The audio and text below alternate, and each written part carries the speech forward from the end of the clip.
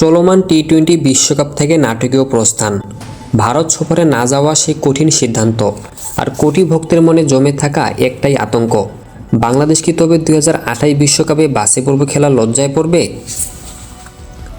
সব জল্পনা কল্পনার অবসান ঘটিয়ে ঠিক এই মুহূর্তে আইসিসি থেকে এলো এক অবিশ্বাস্য সুখবর। ভাগ্য আর সমীকরণের অদ্ভুত খেলায় বদলে গেছে পুরো দৃশ্যপট। আজ আমরা জানাবো মাঠে না নেমেই কীভাবে 2028 বিশ্বকাপের টিকিট নিশ্চিত করল লাল সবুজের প্রতিনিধিরা। আইসিসির নীতিমালা বলছে আগামী বিশ্বকাপের টিকিট পেতে হলে চলতি বিশ্বকাপের সুপার 8-এ থাকতে হবে, নয়তো স্বাগতিক হতে হবে। অথচ বাংলাদেশ তো টুর্নামেন্টেই নেই। তাহলে ম্যাজিকটা কোথায়? ম্যাজিকটা লুকিয়ে আছে আইসিসির র্যাঙ্কিং সমীকরণে। নিয়ম অনুযায়ী সুপার 8-এর 8 দল এবং 2 স্বাগতিক অস্ট্রেলিয়া ও নিউজিল্যান্ড সরাসরি কোয়ালিফাই করেছে। কিন্তু নিউজিল্যান্ড যেহেতু সুপার 8-এও আছে এবং স্বাগতিকও, তাই র্যাঙ্কিং থেকে সুযোগ পাওয়ার কোটা আরও বেড়ে গেছে।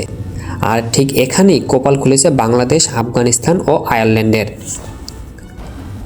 আইসিসি স্পষ্ট জানিয়ে দিয়েছে 2028 আসরে সরাসরি টিকিট পাওয়ার ডেডলাইন পর্যন্ত আফগানিস্তান, আয়ারল্যান্ড কিংবা বাংলাদেশের কোনো আন্তর্জাতিক টি-20 ম্যাচ নেই।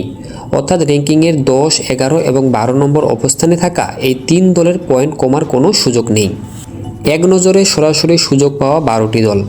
সুপার 8 থেকে ভারত, দক্ষিণ Africa, Zimbabwe, West Indies, Sri Lanka, England, New Zealand ও পাকিস্তান। স্বাগতিক হিসেবে অস্ট্রেলিয়া। র্যাঙ্কিংয়ের ভিত্তিতে আফগানিস্তান, বাংলাদেশ ও আয়ারল্যান্ড। বাকি 8টি দল আসবে আমেরিকা, ইউরোপ, আফ্রিকা ও এশিয়া প্যাসিফিক অঞ্চলের কঠিন বাছাই পর্ব পেরিয়ে।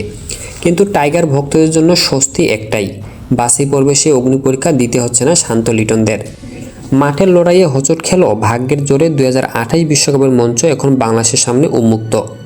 এখন প্রশ্ন একটাই, সরাসরি খেলার এই সুযোগ কি মাঠের পারফরমেন্সে প্রমাণ করতে পারবে বাংলাদেশ, নাকি আবারও কোনো নাটকীয়তার অপেক্ষায় থাকতে হবে কোটি ভক্তকে?